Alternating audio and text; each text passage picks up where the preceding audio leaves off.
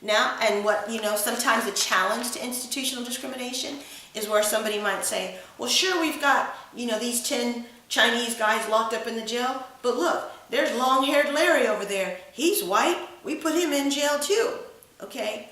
But for every 50 Chinese men that get in jail, there may be one long-haired Larry. And so it's just not targeting the groups in the same way.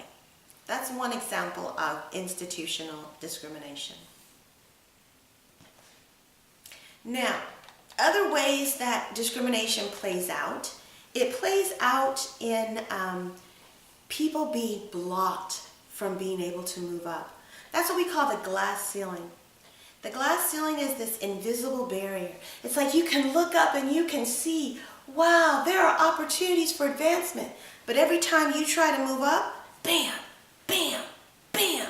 You keep hitting your head. Kind of hurts. Keep hitting your head on the ceiling, okay? And then there is what we call the glass wall. And that's where you want to change departments. So you want to move over. You want to make a lateral move, right? So that you can move to a department where there will be opportunities for upward mobility. But they won't let you transfer. So you're like, but there's nowhere to go here. Can't I please transfer over to department moving on up? And they say, nope, you got to stay in department stagnation. And that's frustration. Okay. Now, so that's the glass ceiling and the glass wall. Another term that I would like for us to explore is that of racial profiling. Racial profiling. This is any police-initiated action based on race, ethnicity, national origin, religion. It's based on anything other than the person's behavior. So racial profiling happens, this is what happens when people say, oh, I got a DWB. What's a DWB? Driving while black or driving while brown. Meaning you didn't do anything, but you looked suspicious. In fact, there actually is a category that you can arrest people, not because they've done anything, but because they look suspicious. And in the census, when you look at the category of the most people that get arrested under the crime of being suspicious, it's African Americans. Very interesting. I wonder if some of those prejudices are playing into that. So anyway, so if you get a DWB, you haven't done anything, but you are suspicious, so you get pulled over. A new term that has come out is getting an FWM. This is where you are flying while Muslim. And this talks about the racial profiling that happens at airports ever since 9/11. Okay, so the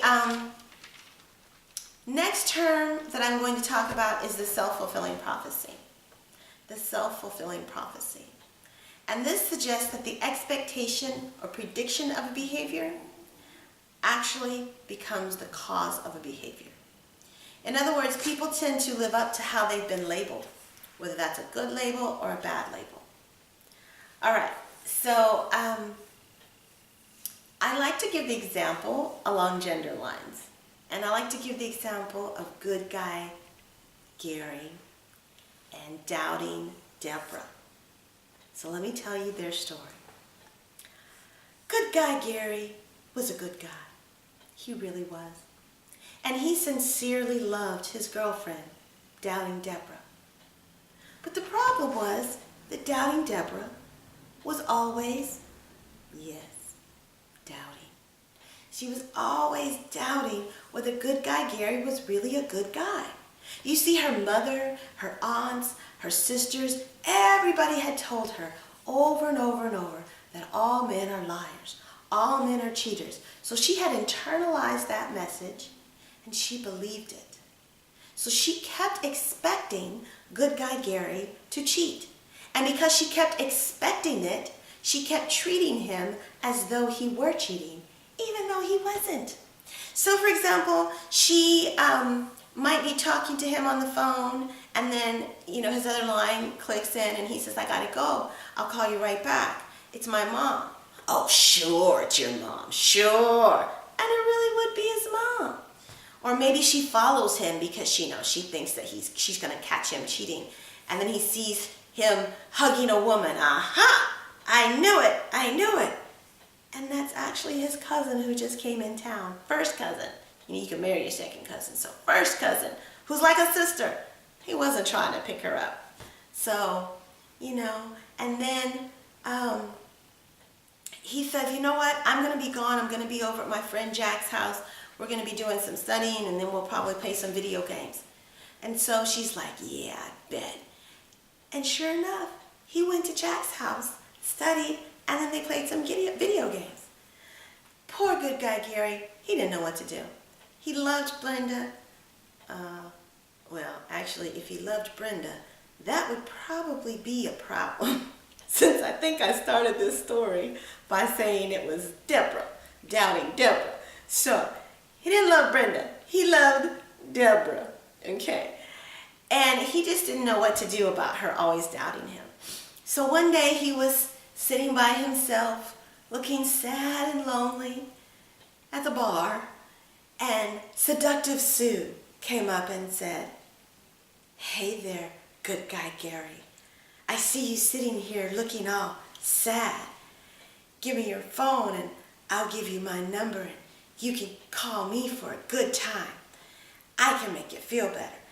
And good guy Gary thought about it and he said, I can give Sexy Sue my number or I can not give her my number. It won't matter because whether I give it or don't give it, I'm going to be accused of giving it. So he's like, you know what? Sure. Here, just call me at this number and now it's in your phone. Okay. So, doubting Deborah was doing her normal routine of going through, spying on him, following him, checking up on him, doubting him. And it was finally her last thing to do, go through his phone. So she went through his phone and there it was.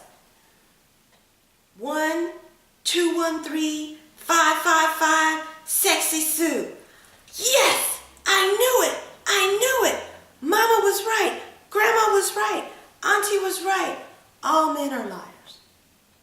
Now, can you see how her behavior brought about the very thing that she expected to see? Does this absolve good guy Gary from not being such a good guy in this moment? No, it's not going to let him off the hook.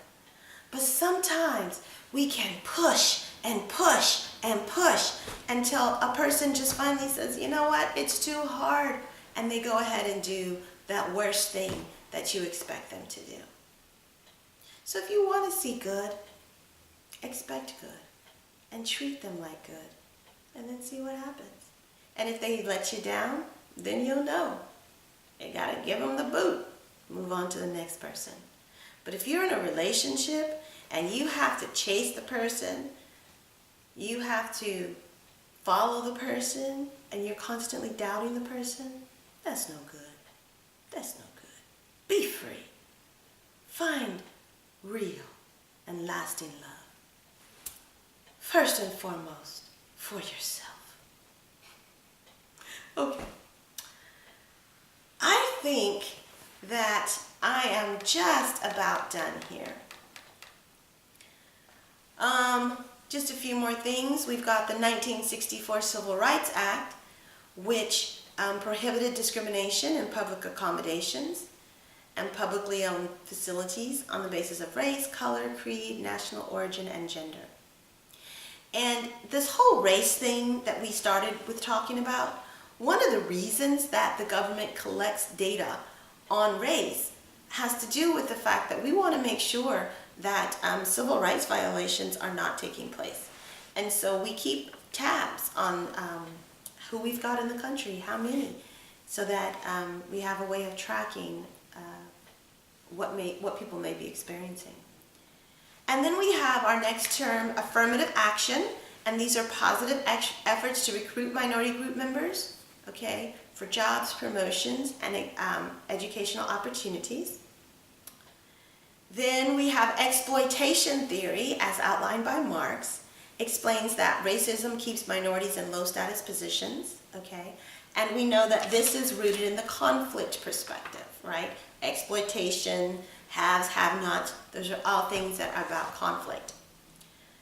Then from the functionalist perspective, we could argue that racism benefits certain segments of society because, hey, you've always got people to do the dirty work. You've got people to use as a comparison point and say, well, we're better than them. It's kind of sad. Okay, our next term is amalgamation, and this happens when a minority group and a majority group form, and they form a new group. So Spain colonized the land that we now know as Mexico. They brought their language, they brought their customs, they to some degree intermarried, or to another degree just formed relationships with the indigenous people, so the Native Americans. And so the Spaniards, the Mexicans today are the results of what we say of years of intermingling with the Spanish and the natives that were there, the Native Americans that were there. And this is where some of the colorism comes in and some of that internalized oppression. When people want to be lighter, they want to be taller, they want to be thinner, they want to have more of the Spanish traits than those of the Native American. And I see this all the time, the colorism. I see it all the time in my novellas. And it's not, sometimes it's the theme of the show, and sometimes it's not the theme, but it's there happening in the background, where the maids and the people who work with the horses, the ranchers, are always the darker, shorter, more Native American featured individuals. Whereas those who are the dueños, the rich, the ones who own the mansions, those are the ones who have the European features. Go figure. Okay, now assimilation happens when people are like, okay, I'm in this new country and I want to fit in the best that I can.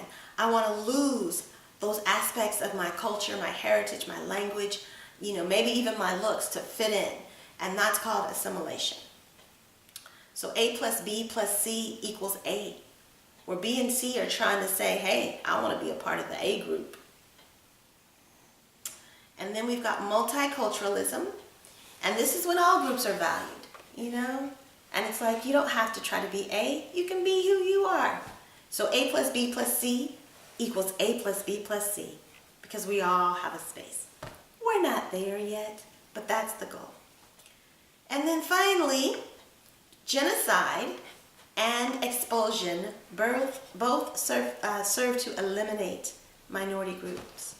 So genocide, we had recently the Darfur genocide. We've had the genocide of the Jews in Germany. We've had the genocide of the Armenians. The 100-year anniversary was just last year of the Armenian genocide. So we've had numerous genocides. And then the expulsion, and this is when you say you cannot stay in our country. So when Ferdinand and Isabel got into power in Spain in the 1400s, they made the Jews leave the country. And if you're told you have to get out of the country within the next 60 days, you have to sell your property, you have to sell everything that you can't carry. And so obviously, if you have to leave, you're not going to hardly get anything for your property. So that was a very sad thing. Well, I hope this lesson on race has been helpful for you. I hope that you have learned some very important things, and I thank you for listening. Okay, this is Dr. Mika Stewart, signing out.